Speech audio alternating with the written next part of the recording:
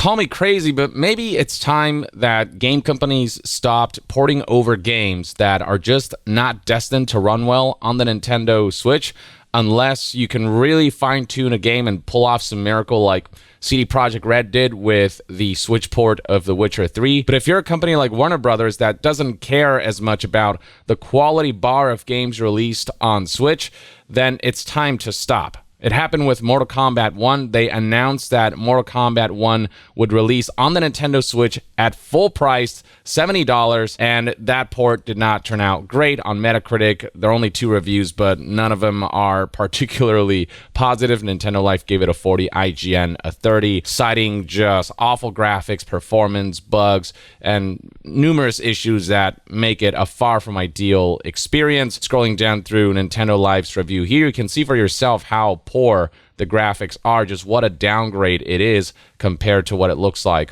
when the game runs properly on more powerful hardware. Beyond that, you've got IGN here who posted this screenshot that is pretty infamous now, and they too have gameplay highlighting just how awful these graphics are. I mean, look at the hair here. This almost looks like that Last of Us Part 1 bug we saw on PC.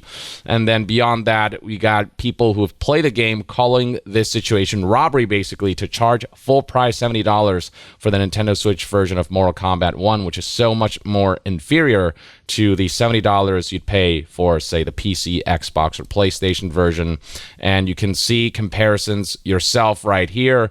I mean, this is like not even remotely acceptable. It is very easy to see that this game was just not meant to run on the Nintendo Switch. And if that's the case, just don't port the game over. Yeah, Warner Brothers has been doing this because they know there are a lot of Switch players.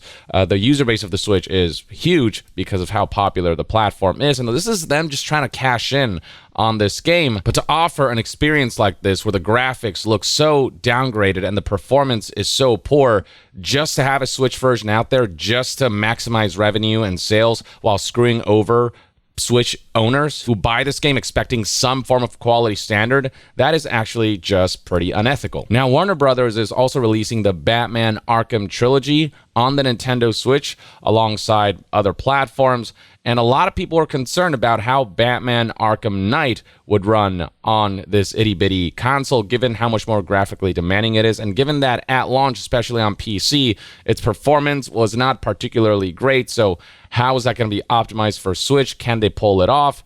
Well, Arkham Asylum runs well enough. I've heard there are some stutters here and there, but for the most part, it's workable. And Arkham City, I heard, runs pretty well on the Nintendo Switch, and both look good enough on the Nintendo Switch, which isn't a surprise given that those are older generation games. Now, Arkham Knight, on the other hand, well, right here we have a Twitter user who decided to post some comparison screenshots between the Switch version and the PC version. And you can see, especially in those up-close and personal shots, just how much poorer the Switch graphics are, which is to be expected, but some of these shots are pretty bad. So, I mean, this, yeah, for Switch, this is about what you might expect. But then you look at a screenshot like this, where Gordon's face looks like, I mean, I don't even know how to describe this. It lacks texture completely. And it looks more like burn marks than, you know, pores and wrinkles. And the mustache here, it looks like it's been just painted on or drawn with Sharpie. And then in some cases, you've got situations like these. This almost looks like a visual glitch. It looks like there is some texture popping going on, but that's not the case. This is just how the Switch version can look. And this has already caught the attention of many people. Here's a Twitter user who posted, "Rocksteady so washed, bruh," showing the comparison between Gordon on the Switch versus the PC. And you can see 1.1 million views, over 16,000 likes. Right here, we have a comparison screenshot showing Batman on the Switch versus PS5. And this is, I believe, a different suit, but you can see just how much more lacking it is in detail, which, yes, is to be expected, but it's almost like, was it worth making a Switch port that looks like this? Well, on a smaller screen, maybe it's acceptable enough. As long as you don't blow it up on like an 80-inch or, you know, even 50-inch TV, maybe you can kind of get away with lowering the graphics because on the smaller screen, visual downgrades can be hidden a lot more. So graphically, it was expected to be a major downgrade, but if the performance at the very least held up, maybe this could have been a version that could be acceptable because it is ultimately Arkham Knight in portable form on a pretty small console. But unfortunately, the performance of this game is pretty damn poor. Right here, we have a clip that has been spreading far and wide from Twitter user Game Riot, who posted the following clip with the following warning: I would stay away from the Batman Arkham Trilogy on Switch. This is unplayable, specifically referring to Batman Arkham Knight. And you can see right here when I play the clip just how stuttery it is as he traverses the city with the fast-moving vehicle. I mean, I don't even have to really maximize the clip here for you to see that it's just chugging along. And this has nothing to do with the video quality or compression kicking in or whatever. You can actually see this for yourself in this digital Foundry clip that shows you the performance staying at sort of the mid to low 20s when it comes to frame rate. And here's Oliver McKenzie from Digital Foundry, who tweeted, Arkham Knight on Switch is unacceptable. Terrible performance, poor visual quality, and game-breaking glitches. I'll have a video on it and the other Arkham ports next week. And Digital Foundry, they're experts in analyzing graphics and performance, and when they say something is unacceptable, you can probably believe that. I mean, there is a sequence here you can see where the game just straight up stops. It straight up goes to 0 frames per second. It just freezes up completely. It might be technically playable, but it's certainly far from how this game was meant to be played. The official Digital Foundry Twitter page also posted the following segment discussing this port. And yeah, the folks here were not at all happy with it. Like, yes, one might argue that it's a miracle that Arkham Knight can even run on the Switch at all, but it doesn't change the fact that we have to evaluate the product as something that customers will buy, and we have to ask the question of, when customers pay money for this, is this something you'd recommend to them? And the general sentiment right now seems to be that Arkham Knight being a part of this package, a significant part of this package, it's hard to recommend this. And the general sentiment right now seems to be that as far as Arkham Knight specifically is concerned, if you were looking forward to playing that in a portable form, this is not the way to go.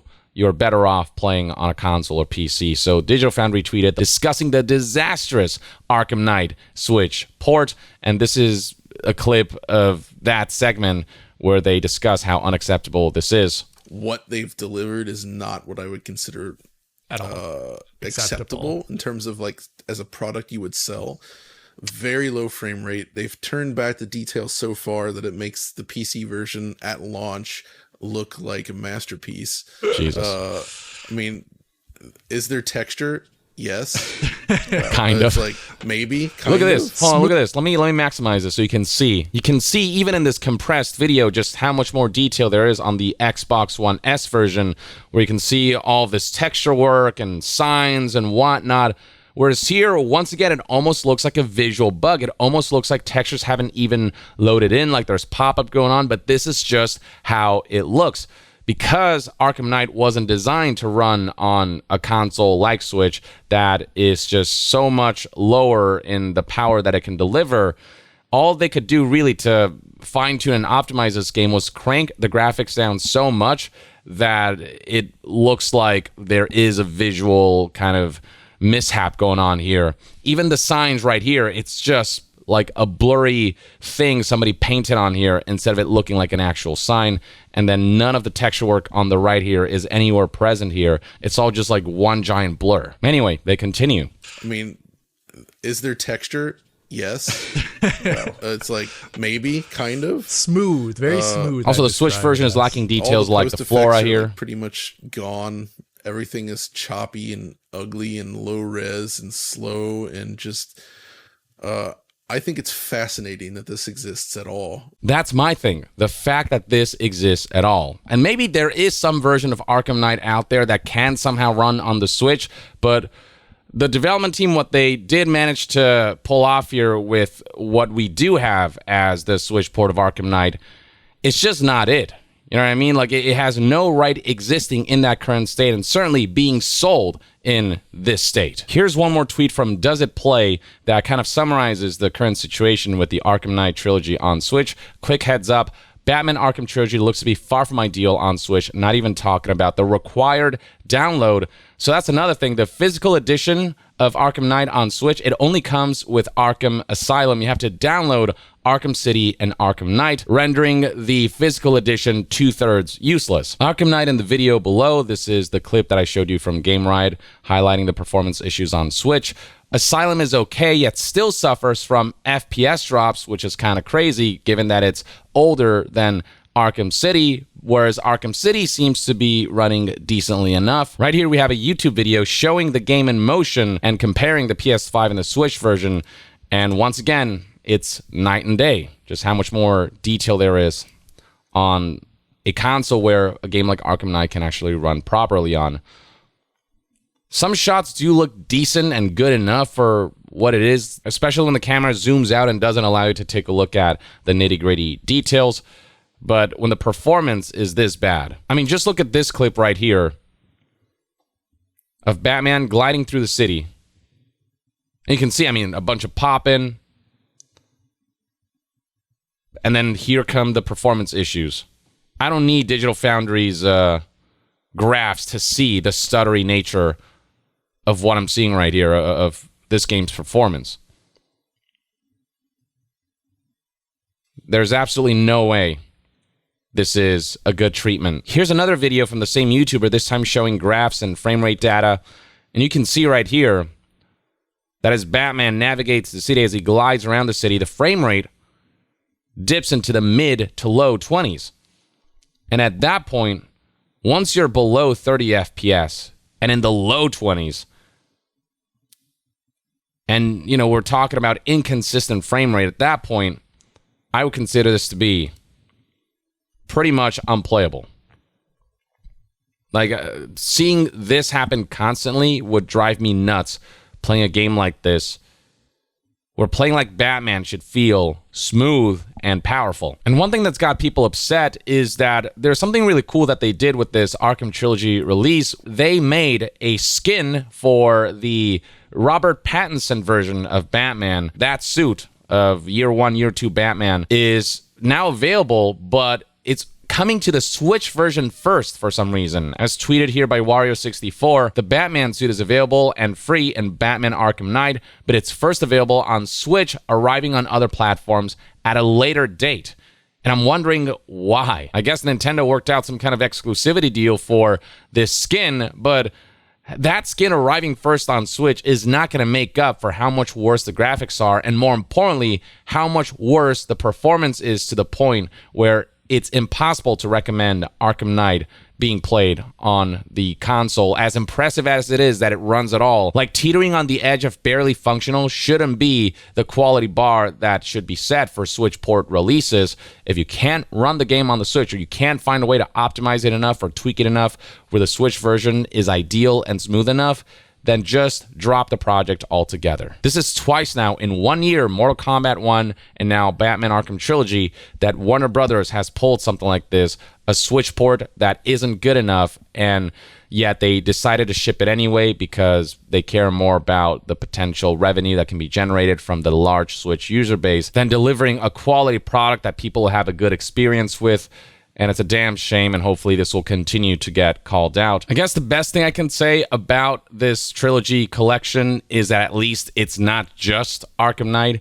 It does feature 2 other games that apparently do run better. It's $60 for 3 games instead of Mortal Kombat 1 being $70 for 1 game that looks and runs like garbage on Switch. But yeah, that's kind of what's going on right now with the Arkham series being ported over to the Nintendo Switch via the Arkham Trilogy release. Let me know in the comments below what your thoughts and opinions are on everything shown about Arkham Knight, and whether this is something you'll pick up anyway just to play Arkham Asylum and Arkham City on Switch, or maybe Arkham Knight looks and runs well enough for you for it to be acceptable on Switch, or are you in my camp where I wouldn't touch this with a 10-foot pole? Like, I don't think Arkham Knight has any right existing on the Nintendo Switch if this is the best they could do with it. Share your thoughts in the comments below, and to be further updated on all things gaming news, reviews, and discussions, stay tuned right here on Young Yeah.